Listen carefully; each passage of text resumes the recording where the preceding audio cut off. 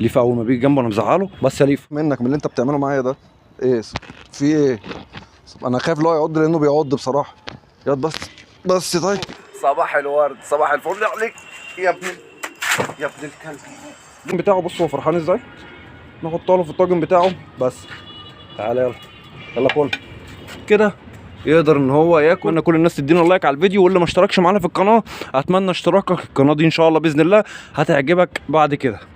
صباح الفل عليك يا ليفا. يلا تعال حلاوتك يا ليفا. لسه جايبه ما كملش اسبوع بس غبي قوي. خلونا كده يا شباب زي ما اتعودنا نبدا الفيديو بتاعنا بسم الله مع اول فيديو على القناه الجديده. طبعا القناه دي هنشغل بس المايك بعد المايك. لا ياض بس ثانيه. مع اول فيديو على القناه الجديده طبعا يا شباب القناه دي هتشتغل على محتوى الحيوانات. لا كده هنقفلها من اول ما قبل ما نشغلها. القناه دي يا شباب هنشتغل على محتوى الكلاب والحيوانات غير القناه الثانيه عشان نفصل ما بين القناه بتاعه الحمام والقناه بتاعه الحيوانات. طبعا احنا معانا ليفا صديقنا الجديد اللي هيكون موجود معانا ان شاء الله باذن الله في الفيديوهات الجايه. هنلعب النهارده مع ليفا وبعد كده هنبدا سلسله مع ليفا ومع شويه غسيل المواعين اللي هنشغلهم معانا على القناه بعد كده. صباح الفل عليك يا ليفا بيعض بس خلاص. بس طبعا انا وهو بقينا اصحاب خلاص. لسه جايبه ما كملش اسبوع بس غبي قوي بصراحه. غبي وبيحب اللعب. لا ولا ليف بس ده طلع عبيط. بس خلاص بقى. بصوا هنعمل معاه حركه حلوه.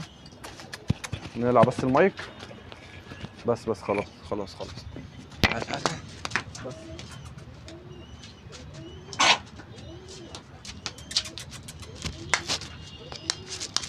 ايوه جدع اهي.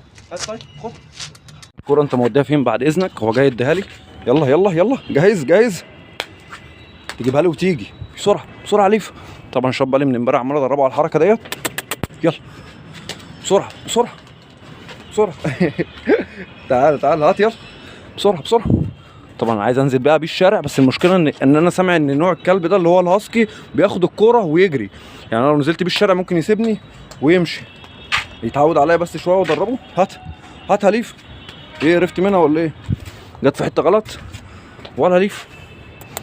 تعال اوبا امسك تعال ليفا.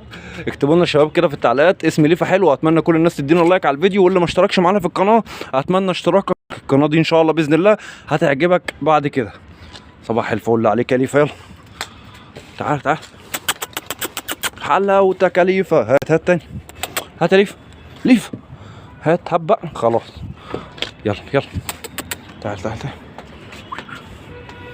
ولا ليفا. طبعا عشان مسكنا السطح كله نضفناه ولسه هنحط له الاكل بتاعه دلوقتي. طبعا هنا في تعبان ده عامل نفسه ميت. اول ما بيشوف ليفا بيعمل نفسه ميت.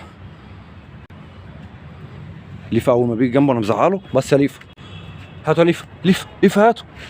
سلام عليك. طيب جبنا شباب الاكل بتاع ليفا. وطبعا عشان انا بربي حمام فانا بعود الحمام على المكان بالاكل بتاعه اللي انا بمسك عليه اكل والكلام ده. بعوده وبعلمه من الكلفه بتاعه الحمام او من الاكل. طبعا مع الكلب نفس الكلام. يعني انا عشان اعلمه حاجه معينه او عشان ادربه فلازما امسك عليه اكل شويه. ما ينفعش ان انا احط له اكل ويجي ياكل. فلازما يعني يسمع كلامي عشان النوع ده بيحب يسيطر.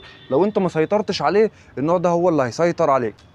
بس من غير ضرب يعني ومن غير الكلام ده. فتعالوا كده نقطع الاكل بتاعه واقول لكم اسعار الاكل بتاعته ايه او اسعار الاكل بتاعه ايه. انا شباب كده الرخامه اللي هنقطع عليها الاكل والاكل بتاع الحيوان اللي احنا جايبينه ده عباره عن ايه؟ عباره عن رقف فراخ. بننزل عند بتاع الفرارجي نقول له عايزين رقف فراخ رجول فراخ.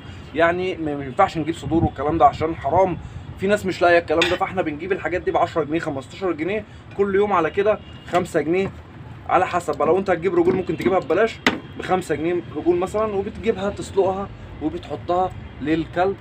طبعا معلش الكاميرا مش اللي هي زي ما انتم شايفين كده. وتعالى كده ليفا. طبعا بصوا هو لو جه بس بصوا كده احنا بندربه اللي هو ما ينفعش ياخد حاجه من ايدينا واحنا لسه ما سمحنالوش ان هو ياكلها. طبعا هو جعان جدا. بس تعالى لما نحطها له في الطاجن بتاعه. بصوا هو فرحان ازاي. نحطها له في الطاجن بتاعه بس. تعالى يلا كل كده يقدر ان هو ياكل والدنيا زي الفل. تمام. يبقى احنا كده بنعلمه بالاكل بتاعه. ولازم عشان تربي كلب في اي مكان المكان يتنضف جدا عشان ما يجيش عندك حشرات، عشان السطح عندك ما يعفنش، عشان الدنيا معاك ما تبصش. حلو كده يا شباب، يكون الفيديو بتاعنا خلص. اتمنى يا رب يكون الفيديو عجبكم، والسلام عليكم ورحمه الله تعالى وبركاته. سلام يا شباب.